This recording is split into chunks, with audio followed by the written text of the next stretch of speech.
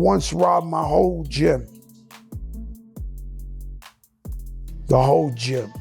Like 70 kids robbed them? without a gun. Like, yo, everybody give me your coats, give me your Walkmans. I couldn't even carry it. Some of the guys I robbed had to help me carry the stuff with them. Long ago, Fat Joe came out and said he lied in 95% of his rhymes. What did you think of that? He told the truth for the first time, that he's a liar. That you can't believe nothing that comes out of his mouth. He's a liar. One thing Fat Joe's always been known for is his wild hip-hop storytelling. The man can turn any moment into a movie, whether it's about him or someone else. Didn't you call Fat Joe hip-hop's biggest liar? 100%. How's that? Fat Joe's always lying. But over the years, a lot of folks in the industry have started side-eyeing those so-called legendary tales, with some even giving him the nickname Leatino, and honestly, the name's starting to stick. No one's denying Fat Joe is pure entertainment when he's in storytelling mode. The charisma, the energy, the way he paints a scene, it's unmatched. But the line between fun story and straight up fiction is where people start calling him out. Some of his claims are so over the top that even fans who weren't around back then can tell something just doesn't click.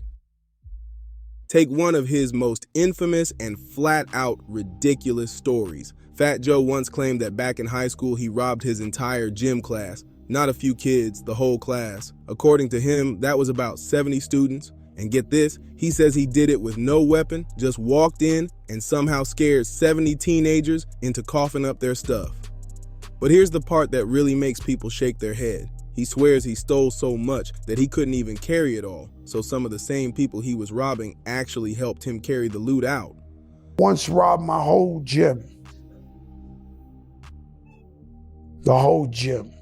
Like 70 kids robbed them? without a gun. Like, yo, everybody give me your coats, give me your Walkmans. Now that's the part that had everybody scratching their heads. Content creator Will Mills even spoke on it, saying exactly what most people were already thinking. I couldn't even carry it. Some of the guys I robbed had to help me carry the stuff with them.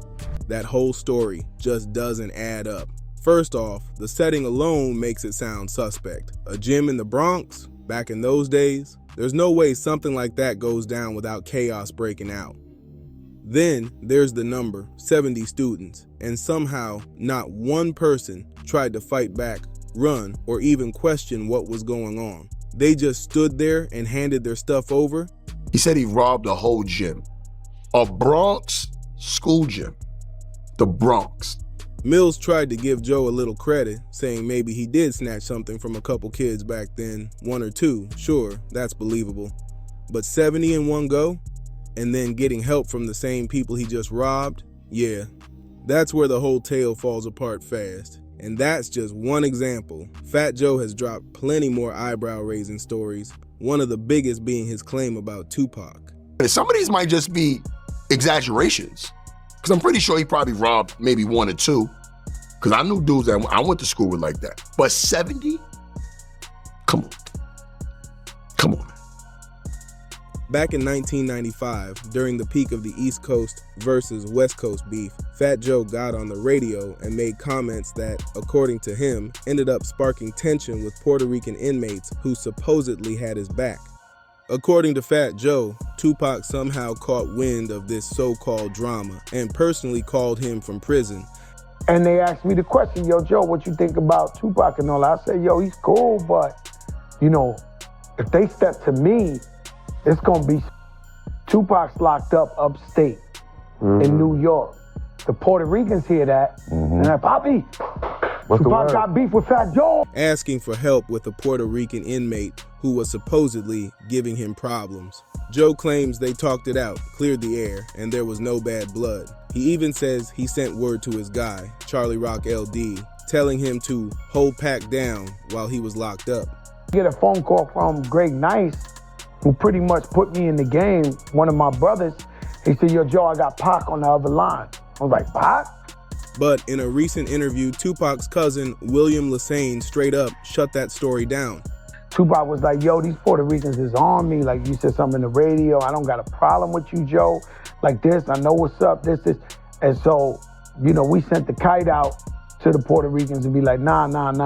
He admitted that, sure, Fat Joe had pull with Puerto Rican crews, but the idea that Pac needed him for protection, that just didn't make sense. Lesane explained that the New York State prison where Pac was held was actually run by people who knew and loved him. Pac wasn't in a spot where folks could walk all over him. If anything, he was surrounded by solid individuals ready to ride for him from the moment he touched down. I know he got strength with Puerto Ricans, his people. But as far as Tupac being in prison, having to call Joe to keep the Puerto Ricans off his back because they think that he got beef with Joe in the street or some, I don't know about that. In fact, Lesane said that when Pac arrived, but a lot of people who run the prisons in the New York State penal system are people that we know.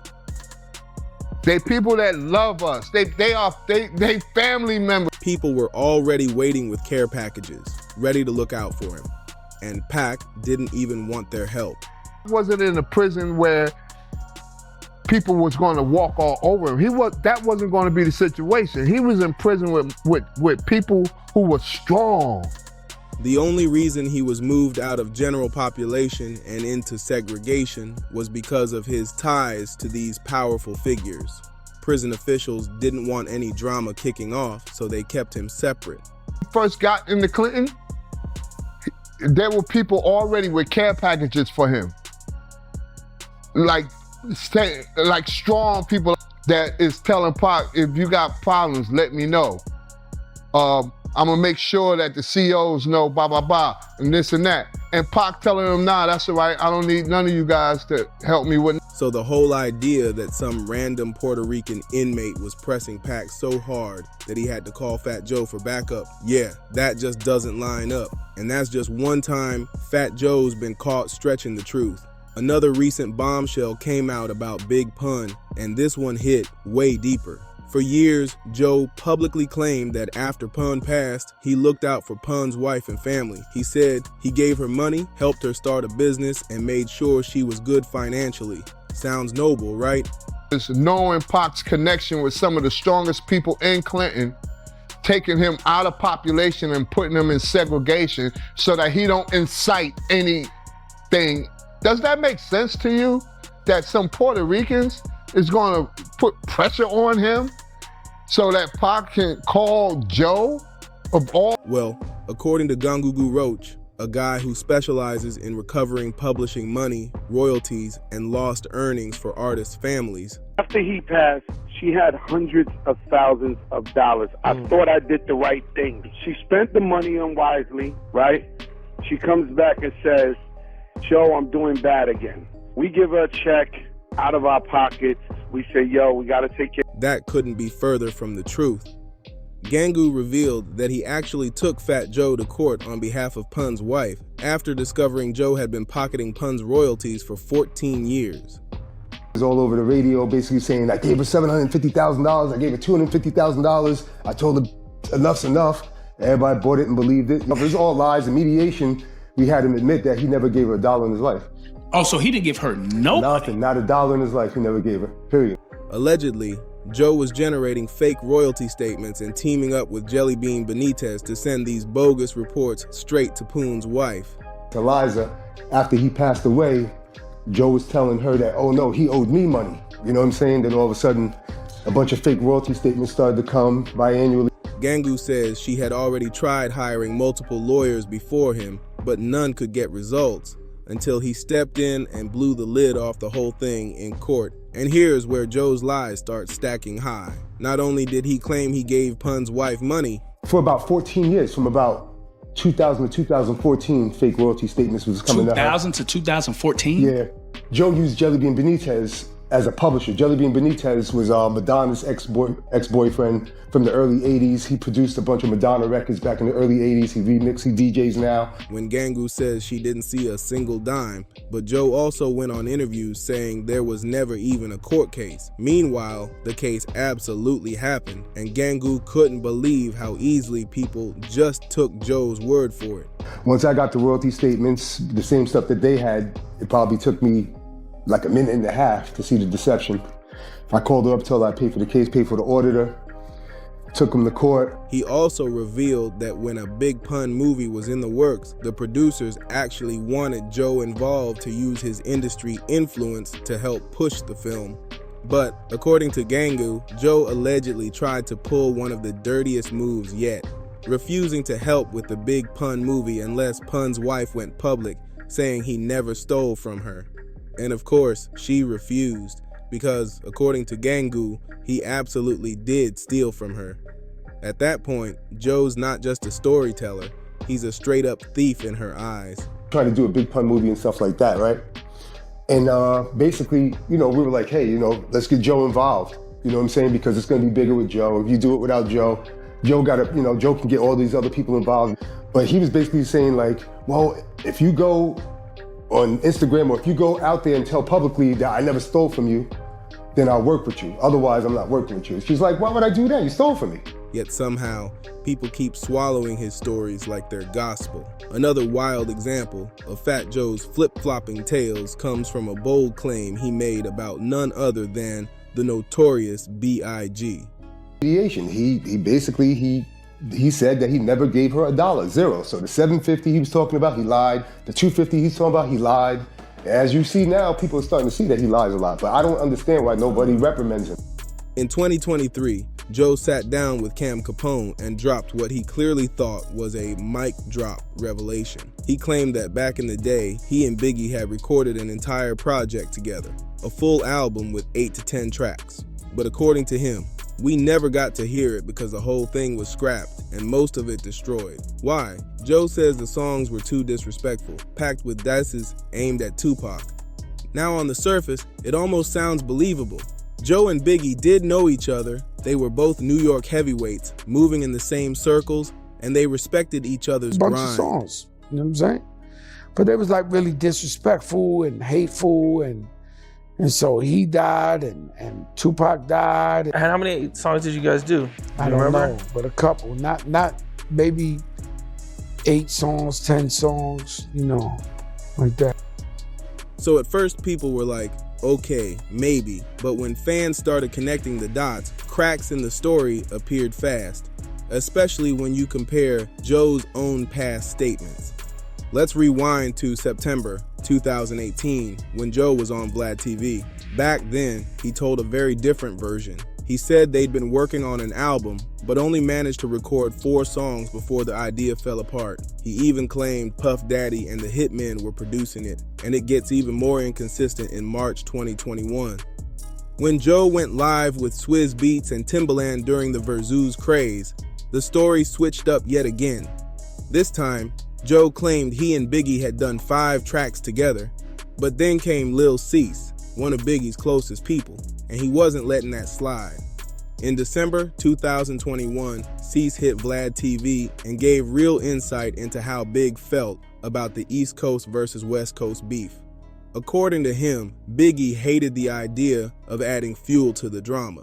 I say stuff, Tim, and they always say I lie or I say too much. I worked on an album with Biggie. We cut about 5 songs together. He made it crystal clear to Junior MAFIA, dissing Tupac was off limits. He told them flat out, if any of you record a diss track, I'm done messing with you. That alone says a lot about Big's mindset. He wanted to focus on the music, not the mess. So if he was that firm with his own crew, why would he suddenly flip and record an entire album of diss tracks with Fat Joe? Then, in January 2022, Cease popped up again on The Art of Dialogue and addressed the rumors head on. He shut the whole Fat Joe Biggie collab story all the way down. Cease, who was practically glued to Biggie's side during that era, said he never once saw or heard about Big recording anything with Joe. He admitted they might have talked about linking up. Those convos happened all the time in hip-hop.